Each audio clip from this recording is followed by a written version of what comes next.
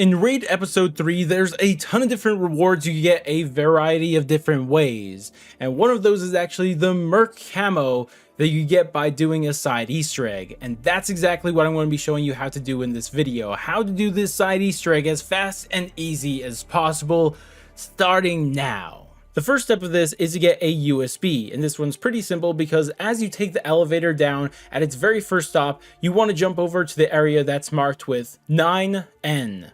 And here on this bundle of wires, you'll find the USB. Keep in mind, whoever picks up this USB has to be very careful because if they bleed out, it's gone for the rest of that game. And also, if you get a game over, it's also gone for the rest of the game. They can go down, but no bleeding out or game overs. The next step is a valve step, and you need to get 3 different players to 3 different valves. And where you do this is at the very next stop on the elevator. Now, the first valve is actually going to be the bunker marked with 6N, or as you guys probably know, it's where the saw is. But go ahead, head down this tunnel and take a left, and you'll find the first valve. Leave 1 player there. The next 2 are on the level below, and the first one you'll find is at this one marked with 5 Russian A, and just run in there and take the very first right, you'll find the next valves.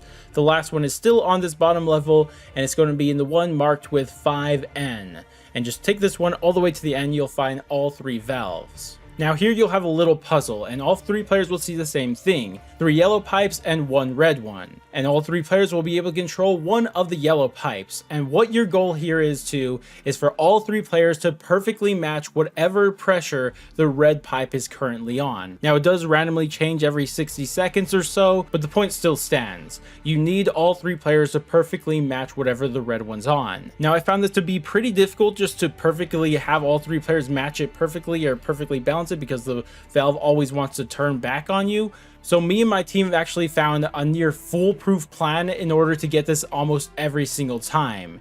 And how we did this was just by having all 3 players get the valve to 100 or max and then just simply let go at the same time. And if we do let go all at exactly the same time, then it won't matter whatever the red one is on because they'll all be going through every single possibility all at the exact same time. Now the only issue with this is that you have to release them all exactly at the same time. So how do you do that? Well, you can use your comms, but we found there to be a little bit of delay there. So how we did it was just had one player turn around, throw a grenade, and the second we all heard that grenade explode, we all let go. And we've tried this a couple times now and it's worked almost every single time. So I really recommend you guys use this method. And you'll know you did it correctly because you'll get a quote and also the gauges will stop moving. But now you want to head down to the bottom of this elevator area and open this door, and on this table you'll find a piece of paper.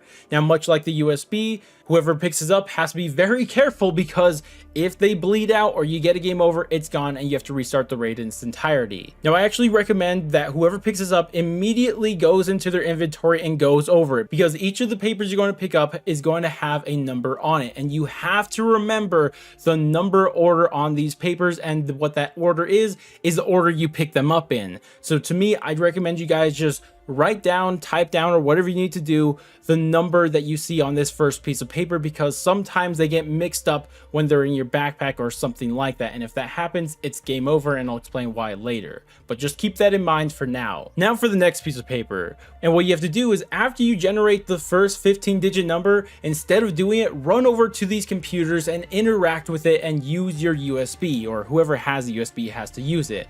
And from here, you'll now get a 6-digit number. Now just do this as you would normally do this step, except with 6 digits.